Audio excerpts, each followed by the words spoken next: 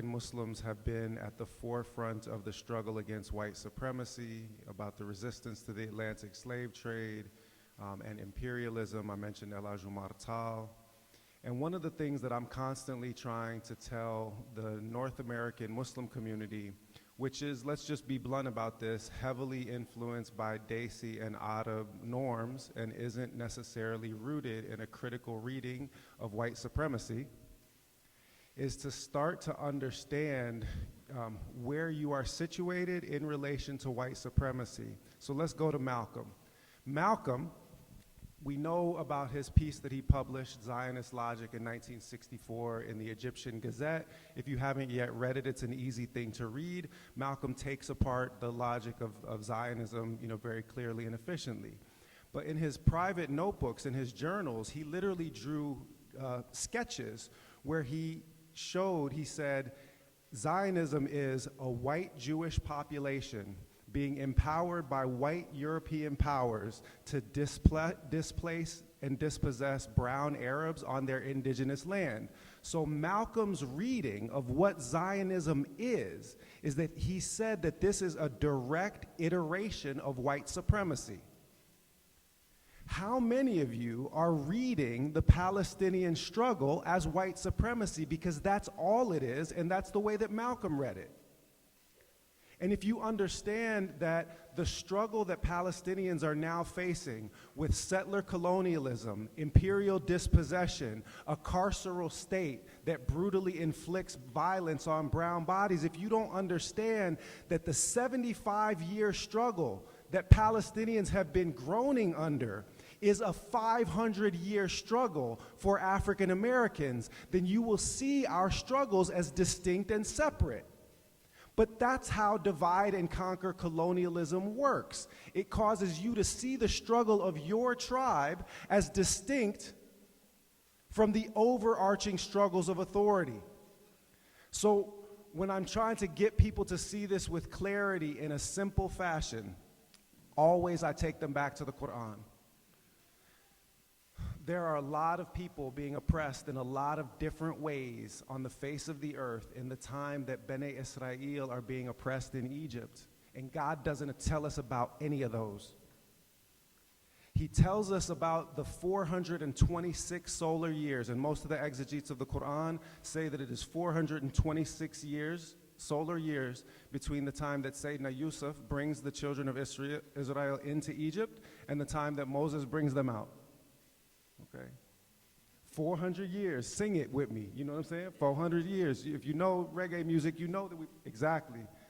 So 426 solar years, and God is narrating this, making this the centerpiece of the book. The name Musa appears more than any single proper name in the Quran. 135 times Moses is mentioned in the Quran.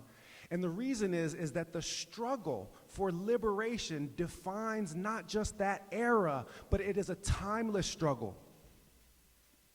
God is describing this oppression as foundational of an era and transcending and echoing through time. If you do not understand that the commoditization of black bodies, the enslavement of black people, the erasure of the indigenous population is the foundational oppression of this era, 400 plus years now and counting, you ain't reading that book right.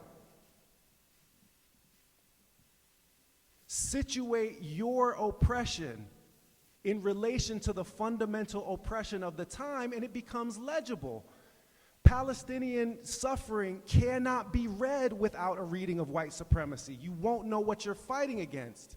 And then your struggle is separate from my struggle and is separate from the immigration struggle of our Latin American brothers and sisters. It's separate from the struggle of indigenous genocide and erasure. But in point of fact, those are all the same struggle. We share a common enemy. And just to finish with one last point on this before I pass the mic to my brother, that enemy is not white people.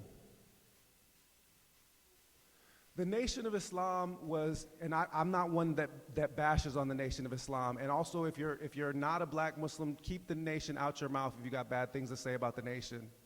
We don't follow their Aqidah, but don't go bad-mouthing People that, do you have to understand how hard it was to get an education in English as a black person from Georgia in the 1920s? And so you're talking about people's Arabic and Aqidah in disparaging ways? Stop. But we don't share the belief that all white people are devils. We share the belief that all human beings are beautiful, however God may have created them, and noble in the sight of God. But we do share the belief that white supremacy is devilry, that white supremacy is the expression of satanic religion, that Satan is the first created being in history to claim superiority on the basis of his bodily composition and lineage origin. He says, I'm better than him. You made me from fire, you made him from clay. Therefore, racism is inherently satanic, and white supremacy is the greatest historical expression of satanic religion. Do you understand the stakes of our shared struggle? It is timeless, it is cosmic. And that's why you will not win Palestinian liberation if you participate in anti-black oppression. You will not win freedom for Masjid al-Aqsa, for Al-Quds, if you are not struggling for the liberation of indigenous people and oppressed people here in the belly of the beast. Because I absolutely agree that this is part of the struggle, but not the front lines in that struggle. But it is the front lines in a struggle. And the two fronts are connected, intrinsically and organically. The struggle for liberation here, what was getting everybody out into the streets in 2020, before y'all forgot about us. Y'all posted your black squares and you moved on. What was getting people out in the streets then is the same thing that is getting people out in the streets now, if we would perceive the interrelated nature of the fundamental oppression and read it the way that Malcolm did. Zionism is white supremacy. Respond accordingly. And it is the fundamental defining injustice that has put humanity in chains for 500 years.